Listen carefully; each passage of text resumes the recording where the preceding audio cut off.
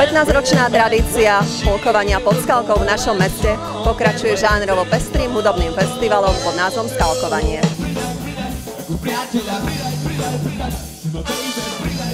V sobotu 25.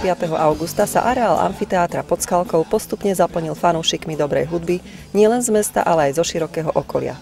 Na festivale vystúpilo 7 interpretov a skupín z celého Slovenska.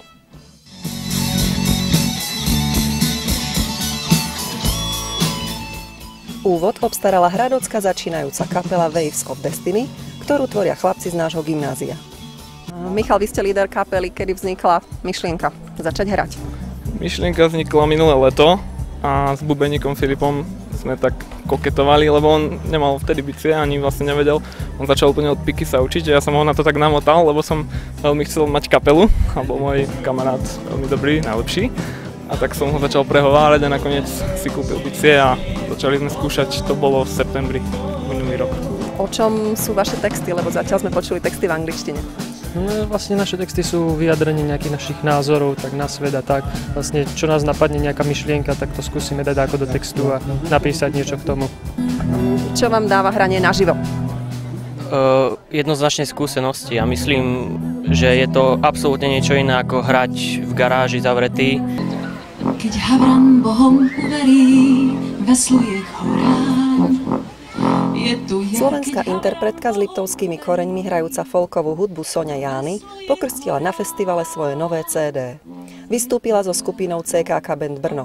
Jej piesne boli veľmi zaujímavou interpretáciou veršov známych básnikov Milana Rúfusa a Jána Skácela. I vypadajú z chmár, laskavé zvuky po daždi. Soňa, prečo ste si vybrali Liptovský Hrádok ako miesto krstu vášho nového CD? Pretože Liptovský Hrádok je súčasťou vlastne môjho rodokmeňa. Moja mamička pochádza z Liptovského Hrádku a Liptov je jedno z takých troch mojich najväčších srdcových oblastí na Slovensku. Čo majú spoločné verše Milana Rúfusa a Jána Skácela? Myslím si, že majú veľa spoločného po zvukom malebnosti a v hre so slovom, s obrazom, v skratke, básnickej skratke.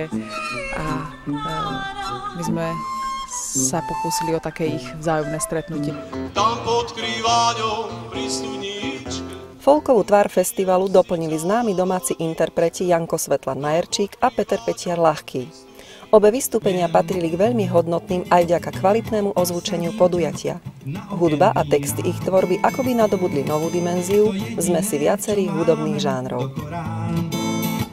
Na Skalkovaní sme v prestávke našli aj stánok občianskeho združenia Zatulaný chlpáčik. My chceme vybudovať útulok v Liptovskom Hrádku a vlastne predajom týchto vecí chceme podporiť tú výstavbu, aby sa nejak finančne zabezpečil ten útulok. Čo sú toto za šteniatka? To sú vlastne nájdené šteniatka, boli vyhodené vo Vavrišove a momentálne ich ponúkame na adopciu. Približne o týždeň vlastne po očkovaní už môžu nájsť nový domov.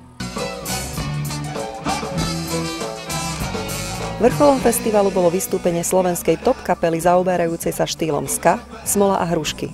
Pochádza zo Spiša a na konte už má 5 CD a 1 DVD, čo svedčí o veľkom záujme u poslucháčov a fanúšikov.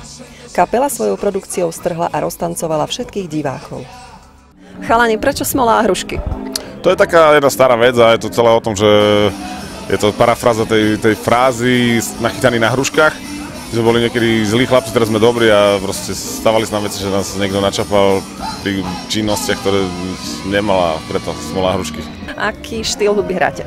No taká zmeska ska punk rocku, dýchy, tvrdé gitary, skačeme, kričíme, spievame a tak. Ako sa vám darí nepoužívať v textoch vulgarizmu? No tak je veľmi ľahké použiť vulgarizmus a takisto je veľmi ľahké ho vynechať. Ja som dneska tiež si mohol zo párkrát zavalášiť na koncerte, ale som nič nepovedal. Všetko sa dá, ľudia to sami za mňa povedia. Skalkovanie ukončili skupiny Exit Toalet s Tlmačov a Domáce pramene. Boli vhodnou bodkou za festivalom, ktorým vyvrcholil prvý ročník kultúrneho leta v našom meste. Eva Zahradníková, televízia Liptovský Hrádok.